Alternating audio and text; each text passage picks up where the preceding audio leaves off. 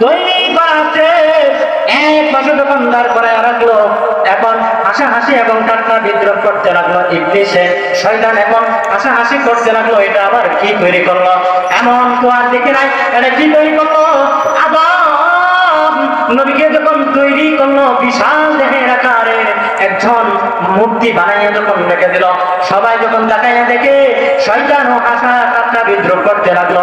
আল্লাহ রাব্বুল আলামিন যখন আগের দিনে রূপটা যখন বিগ হয়ে গেল, আদম নবী যখন মানব রূপে রূপান্তরিত হয়ে গেল, লক্ষ্য করুন, শয়তান একজন নয় ব্যক্তি, সে ফেরেশতাদের উস্তাদ ছিলেন। সে এত বড় শিক্ষিত থাকার কারণে, তার অহংকারী এবং দাম্পত্য বরত্বতার কারণে আল্লাহ তাআলা জান্নাত থেকে বের করে দিয়েছে। কথা বলুন ঠিক কিনা? আল্লাহ রাব্বুল আলামিন যখন বলে, হে ফেরেশতারা রে শোনো, আগে তো বলছিলাম, ঘোষণা করছিলাম মানব জাতি দুনিয়ার বুকে সৃষ্টি করবো, এখন দেখো মানব জাতি আমি তৈরি করলাম, এই নাও আদমকে তোমরা সেজদা করে ধরে বলো না আল্লাহু আকবার। আল্লাহ রাব্বুল আলামিন বলেন, আদম জাতি আমি এমন ভাবে তৈরি করব না। আদম নবীকে যখন তৈরি করলেন এবং মানব জাতিদেরকে যখন দুনিয়ার বুকে সৃষ্টি করবেন, আল্লাহ রাব্বুল আলামিন বলেন, তাদেরকে যে আমি দুনিয়ার বুকে শুধু সৃষ্টি করলাম, তারা ইবাদত করবে, গুনাহ করবে, আমার কাছে তওবা করবে, শুধু তা নয়, আমি ওই সমস্ত মানব জাতিদেরকে আশরাফুল মাখলুকাত, সর্বশ্রেষ্ঠ জাতি হিসেবে ঘোষণা করে দিলাম। জোরে বলুন সুবহানাল্লাহ। আদম আলাইহিস সালামকে সেজদা করার নির্দেশ দিলে আদম নবীকে যখন সকল ফেরেশতারা সেজদা করলো, কিন্তু ওই শয়তান, সে শয়তান যখন সেজদা করে নাই, আল্লাহ রাব্বুল আলামিন বলে, এই ইবলিস তোমার কি বিষয়ে তোমাকে বারণ করেছে আমার আদম নবী থেকে সেজদা করার জন্য? ওই ইবলিসে বলতে লাগলো, আমি তো আগুনের তৈরি উঠবে, আমার স্থান উঠবে, অত মাটির তৈরি ওর স্থান নিচে, আমি ফেরেশতা, আমি কখনো করে কি করতে পারবো না, সেজদা করতে পারবো না। জোরে বলুন নাউজুবিল্লাহ। আল্লাহ তাআলা বলে, ফেরেশতারা রে তোর মতো এমন ইবলিসও আমার জান্নাতে প্রয়োজন নাই। জোরে বলুন সুবহানাল্লাহ। আল্লাহ তাআলা এত মায়া করে মেহেরবানি করে তৈরি করেছে, কিন্তু আমরা জাতি এমন গুমরাহের কাজের মধ্যে ব্যস্ততায়, দুনিয়াবি কাজের মধ্যে ব্যস্ততায়, যা দুনিয়া আমাদেরকে গ্রাস করেছে, দুনিয়া আমাদেরকে গিলে ফেলছে, বুক করছে, আমরা দুনিয়াকে বুক করে, দুনিয়া আমাদেরকে বুক করছে। দুনিয়া দুনিয়া করে পরকালের জিন্দেগিটা বুঝে গেছে। লক্ষ্য করে যদি দেখো, আমার পূর্বে যখন বাবা ছিল, বাবার পূর্বেও বাবা ছিল, ওনার পূর্বেও বাবা ছিল, একজনের রাজত্ব আরেকজনে করেছে, আরেকজনের রাজত্ব আরেকজনে করেছে। আজকে বাবা তুমি যে সম্পদ নিয়ে তুমি এত বড় এত দাম্পত্য দেখাইতেছ, অহংকারী করতেছ, এই সম্পদ কিছুদিন পরে তোমার সন্তানেও ভোগ করবে। কথা বলুন ঠিক না? গত শুক্রবারে যে ভূমিকম্প বয়ান তো শুনেছে, শুধু হাসরের ময়দানে সন্তান বাবাকে চিনবে না, বাবা সন্তানকে চিনবে না। গত শুক্রবার এই ভূমিকম্পের সামান্য কারণে এমন এমন ভিডিও ফুটেজ বার্তা দেখলাম, যেখানে সন্তানকে ফেলে ধাক্কা দিয়ে বাবা দৌড়ায়া নিজের জান বের করতেছে, নিজের জানটাকে তিনি হেফাজত করার জন্য সন্তানকে ধাক্কা দিয়ে তিনি দৌড়াইতেছেন।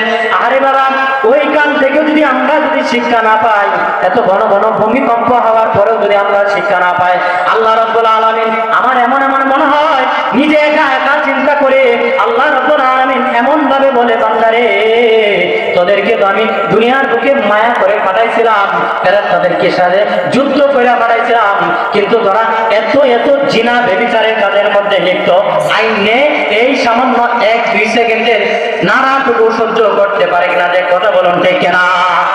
সামান্য নাড়াটুকু আমরা সহ্য করতে পারি না, আবার নিজের বাপ দাদার সম্পদ নিয়ে তো বড়াই করি।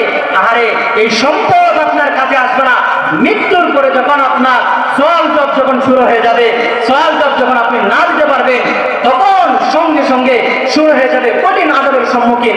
আল্লাহ রাব্বুল আলামিন বলেন, ইয়া আইয়াতুহান নাফসুল মুতমাইন্নাহ ইরজিই ইলা রাব্বিকি রাদিয়াতাম মারদিয়্যা ফাদখুলি ফি ইবাদি ওয়াদখুলি জান্নাতি। আল্লাহ রাব্বুল আলামিন বলেন, যে বান্দা এবং বান্দি আমার সাথে ভালোবাসা তৈরি করলো, কার সাথে তৈরি করলো? আল্লাহর সাথে। কার সাথে? আল্লাহ রাব্বুল আলামিনের সাথে ভালোবাসা, রাসূলের সাথে মহব্বত তৈরি করে দিল। আল্লাহ বলে রে ওই আজরাইল শুনো, আমার ওই বান্দার সামনে যখন তুমি দাঁড়াইবা তখন তোমার সুরত এবং সাজেন এমন ভাবে আকৃতি ধারণ করবা আমার ওই বান্দার রূপটা যেন এত সহজে বের হয়ে যায়। জুড়ে বলুন সুবহানাল্লাহ। আল্লাহ রাব্বুল আলামিন বলেন ওই সমস্ত প্রশান্তিময় আত্মার সামনে যখন তুমি দাঁড়াইবা এমন ভাবে দাঁড়াইবা যেন আমার বান্দার জানটা যখন তুমি আজরাইল বের করে নাও।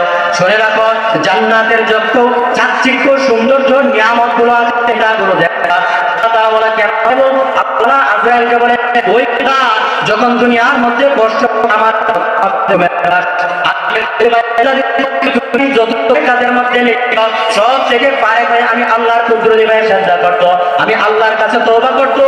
আল্লাহ বলে বান্দারা যখন আমার কাছে চায় আমি আল্লাহ তাদেরকে চিরচিরের জন্য মাফ করে বলতে আল্লাহ তোমাকে ডাকি যদি একবার আল্লাহ আমাকে কাছে টানো বারবার। কথা বলুন ঠিক কিনা?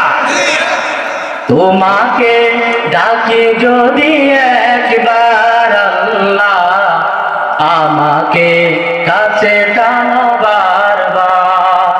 যদি পথ ভুলে যাই আমাকে দিও ঠাই, যদি পথ ভুলে যাই আমাকে দিও ঠাই, দিও দিশা এইটুকু আবদার আল্লাহ আমাকে কাছে টানো বারবার।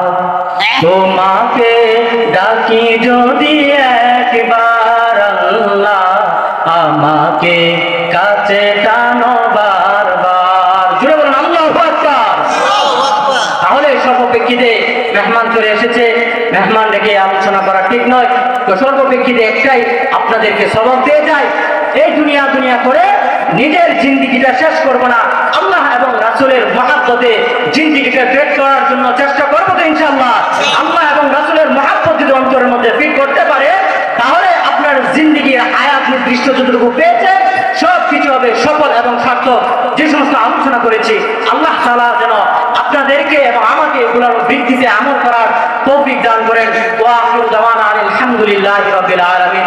আসসালামু আলাইকুম ওয়া রাহমাতুল্লাহি ওয়া বারাকাতুহু।